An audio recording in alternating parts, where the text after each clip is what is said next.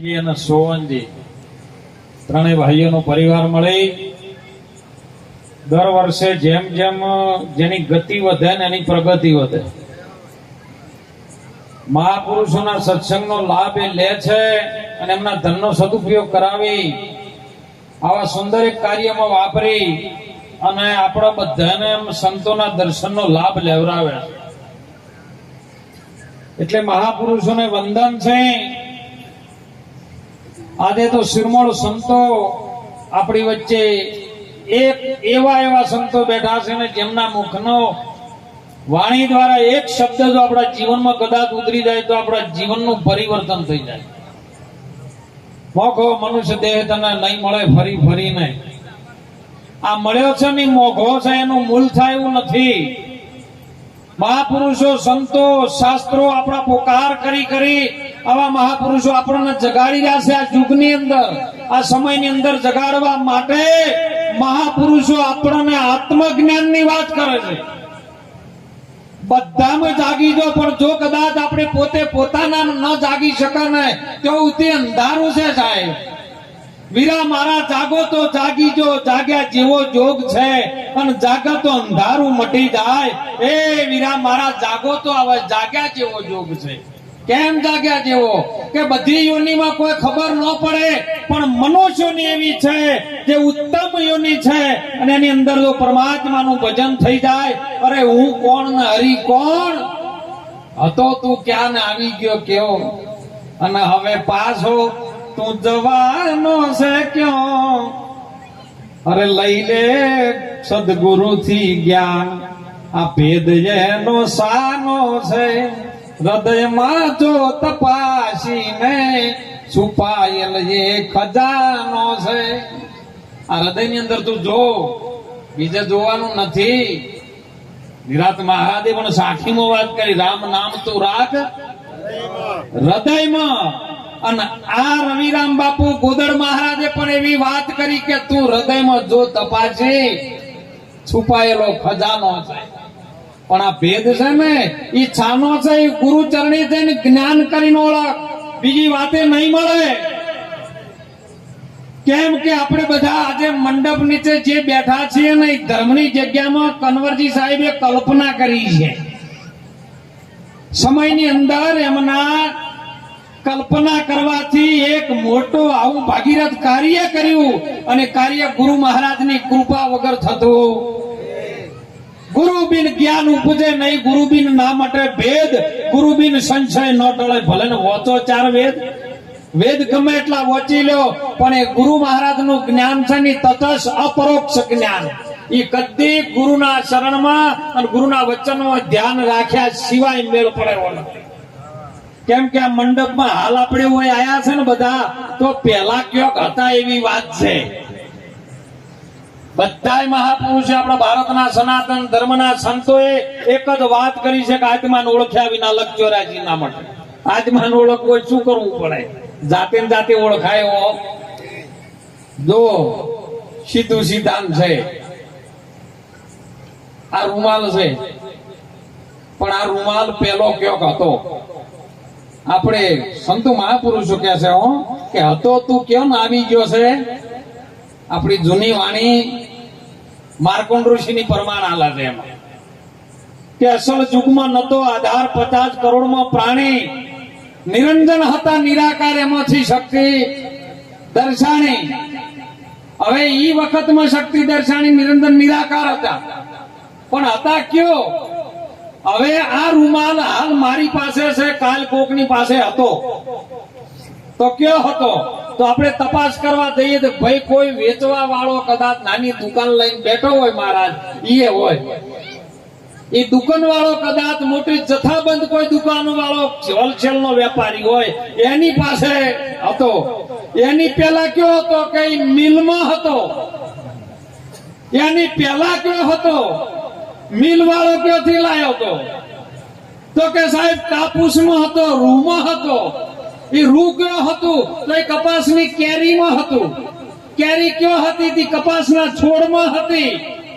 કપાસનો છોડ કયો હતો કે પૃથ્વીમાં હતો, પૃથ્વી કયો હતું કે પાણીમાં હતું, પાણી કયો હતું અગ્નિમાં હતું, અગ્નિ કયો હતી વાયુમાં હતો, વાયુ કયો હતો કે આકાશમાં હતું, આકાશ કયો હતું જેને આપણે સચ્ચિદાનંદ બ્રહ્મ કહીએ છીએ એ બ્રહ્મમાં હતું, પ્રકૃતિમાં. અને પ્રકૃતિ બ્રહ્મમાં હતી અને બ્રહ્મ કયો હતો તો નિરાત મહારાજે એમાં પ્રમાણ આલ્યું, હમસે બ્રહ્મ હૈ और ब्रह्म से माया, माया से सब संसारा. તો એ બ્રહ્મ કયો હતો કે તારામ હતો અને તું એમનો. આ બધું તારી મનની કલ્પનાથી ઊભું થયું. જેમ પૂર્ણ ફૂટ્યું પાણીમાંથી, જેમ પરપોટો નીકળ્યો પણ શનો પાણીનો જ. પવનની લહેર એક વાગે ને કદાચ અતર થાય ને પવન વાગે, પાણી પરપોટો ન રહે, પાણીનું પાણી થઈ જાય. એમ નિરંજન હતા નિરાકાર, એમો થયા શક્તિ દર્શાણી. એમ આત્મા ઠેઠનો એમનો એમ છે. અને એટલે સંતોએ કીધું તું માયાનું વિભાજન કરે, શેષ વધે તે ઈશ્વર છે. શેષ શું વધે? તમે આ બધું વિભાજન કરતા કરતા નીકળો ને તો કેવલ આત્મા વધે.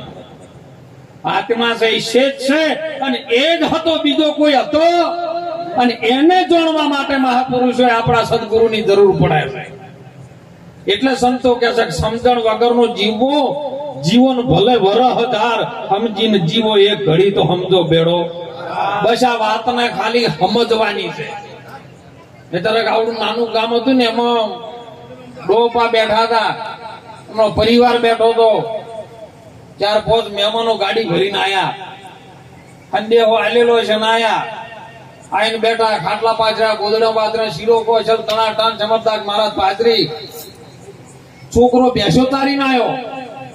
ડોપા બેઠા હતા કે મહેમાન આયા છે, મહેમાન હારું કોક લઈ આય. છોકરો કો ભળવાનો રહ્યો, સમજવા ના રહ્યો, સીધો ગોમમાં જઈને કોકની રિક્ષા લઈને આવતો રહ્યો.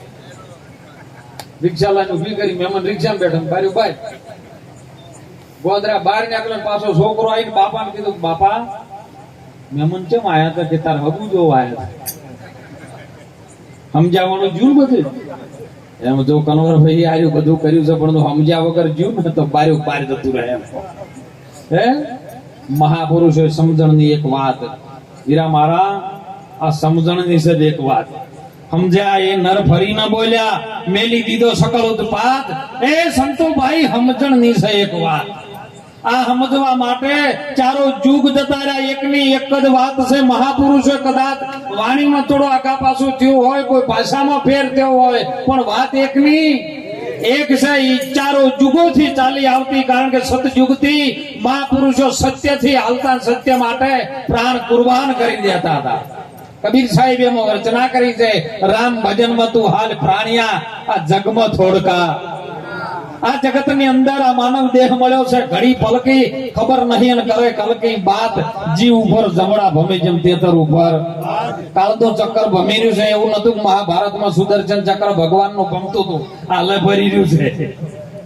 હે પણ એ ચક્ર થી બચવું હોય તો સદગુરુ મહારાજના વચન ઉપર પૂરેપૂરો વિશ્વાસ રાખવો પડે.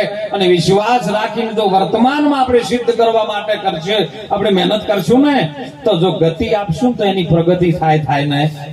કનવરજી સાહેબ જે ભાવ છે ને, એને ગતિ આપી છે ગુરુ મહારાજના વચનને.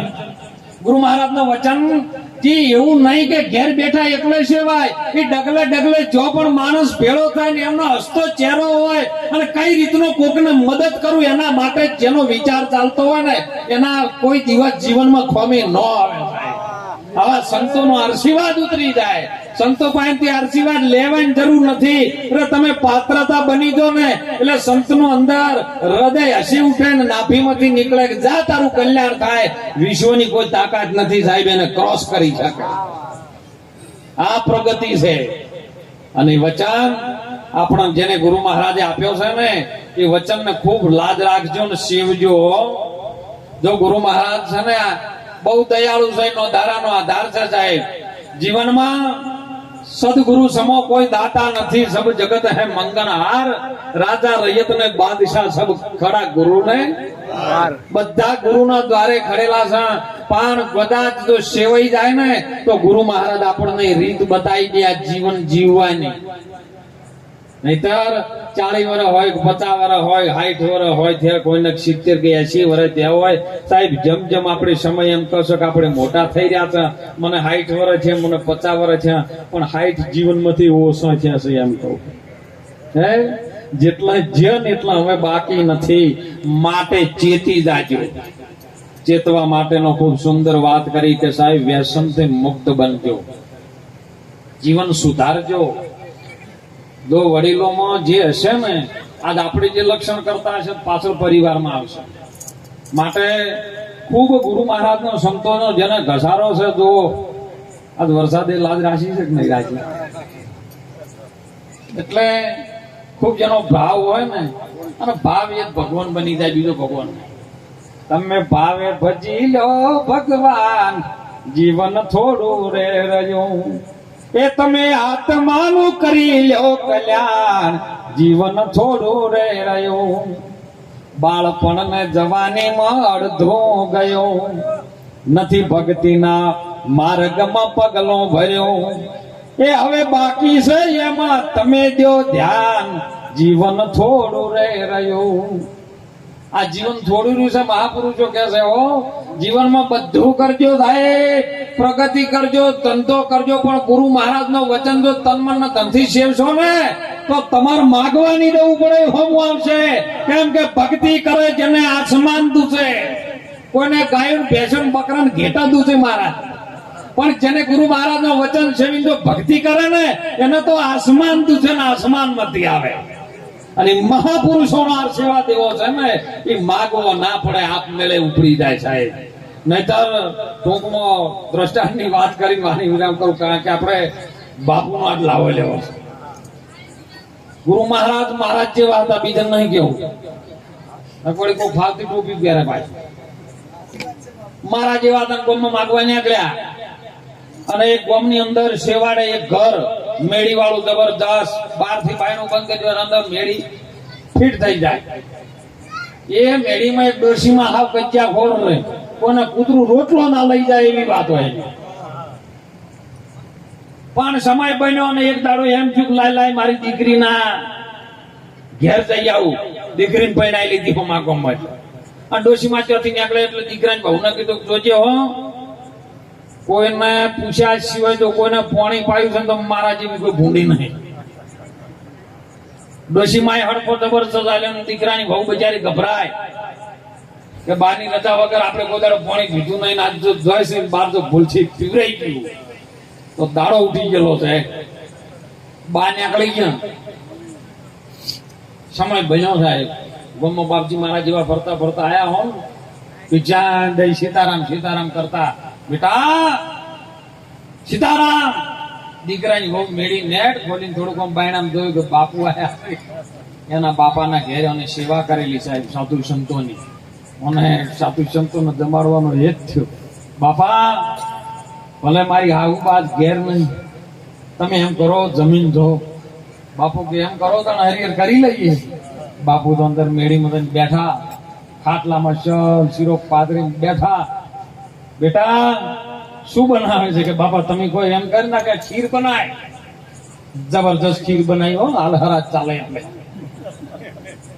ખીર બનાવી કાજુ બદામમાં પિસ્તા નાખીને ગરમા ગરમ પોહાના વાટલામાં ખીર કાઢીને મૂકીને બારે ડેલી ખખડી કેમ કે ડોશીમાં જો જાતો તો નાકામાં હા પાડો ઉતરેલો ને વેમીલો હતો પાછો વળ્યા ક્યાં નહીં જાવું પાછો વળે ડેલી ખખડાઈ વહુને ખબર પડી ગઈ કે નક્કી મારી હાઉ બાયા મર્યા દાડો છે બાપજીનો મારો 2 દાડો ઉઠી જવાનો છે કે બાપા જલ્દી કરો બાપુ કે બેટા ઠરવા તો દે અરે બાપા ઈ ઠરી જાય તો આપણને ઠારી દે બાપુ દયા એ કારણ કે સંતો હૃદયના દયાળુ હોય સાહેબ બાપુ દયા નો ખીર કાટ ગઈ ચોટલી ઉભી થઈ ગઈ રૂવાટે રૂવાટે આગ લાગી ના જા બાપુ બહાર જતા જતા દીકરાને વહુએ કીધું બાપો આશીર્વાદ તો હાલતા જો કે આશીર્વાદ નું ઠેકાણું હોય તો ઈ તો હળગાઈ મારી કહેવાનો ભાવ એવો છે જે ગરધણીએ ખર્ચો કર્યો છે માતાજી એમાં તમે યથથી જમાડવા માટેનો ખર્ચો કર્યો છે, પણ કોકને મોહનતાળ હારો નહીં લાગ્યો, કોકને સબ્જી હારી નહીં લાગી હોય. આશીર્વાદ લેવા માટે મહેનત કરજો. આશીર્વાદ કદાચ હેતથી પ્રેમથી તો તમે જમેલ્યો ને, અને આવા સાધુ સંતોના મહાપુરુષોના કોઈ શબ્દ જીવનની અંદર આપણે લેવા માટે આયા છે ને, જો મળી જાય ને, પાત્રતા કેળવી જો આપણે શબ્દો હરીને લઈ જઈએ ને, તો આપણા જીવનમાં જેમ આજે કન્વરજીના પરિવારમાં પ્રગતિ આવી છે ને, એમ આપણા જીવનમાં આવે ને. અરે સાહેબ, કન્વરજી તો મને રોજ કહે છે કે બાપુ કોક એવો આપણા જેવો મળે તો આપણે એને આપણી તરફ ગતિ મોકલીએ. માટે કઈક જાણવું હોય તો ખેતી વિશે કોઈ નિષ્ણાત લેવી, કોઈ માહિતી લેવી હોય તો સાહેબ મળજો એમને. કોઈ જ્ઞાન વિશે માહિતી લેવી હોય તો આવા સંતો જોડે મળજો સાહેબ. આત્મા જીવાત્માનો ઉદ્ધાર કરવો હોય, આ મનુષ્ય દેહનો આ જન્મ સફળ બનાવવો હોય તો આવા સાધુ સંતો મહાપુરુષોના શરણમાં રહેજો, જેથી જીવનમાં કઈ કલ્યાણ આપણું થશે ને થશે. માટે તમે ધર્મથી રહેજો. દીકરા દીકરીઓને ખૂબ ભણાવજો. ભણવાની સાથે સાથે ખૂબ આવા મહાપુરુષોના સંસ્કાર અને સંતોના જે શબ્દો છે ને સિંચન કરાવજો. કારણ કે સિંચનમાં શબ્દો સંસ્કારમાં આવશે ને તો ગમે એવી પ્રોપર્ટી હશે તો પાછળ કહેરાતી આવશે, પણ જો પ્રોપર્ટી વધારે છે ને સંસ્કાર નહીં હોય ને તો સાહેબ હશે એ વેરાઈ જાય. એટલે જો ભગવાને ગુરુ મહારાજનો આશીર્વાદ ઉતર્યો, સદારામ બાપા જેવાનો, હરદેવપુરી બાપા જેવાનો, જેમને આશીર્વાદ ઉતર્યો ને, જેના ઘેર જો સાહેબ નામનો ડંકો વાગવા માંડ્યો, અને એની સાથે સાથે એમનો પરિવાર પણ ભક્તિમય અને ધર્મના માર્ગે છે, એટલે સાહેબ ગતિનો પ્રગતિ થાય છે ને વેળા વળે છે. એટલે કઈક જીવનમાં સારું કરજો, ખૂબ હળીમળી વજન કરજો, સાધુ સંતોના ટચમાં રહેજો. મોબાઈલ ટચ યુગ છે, પણ મા બાપ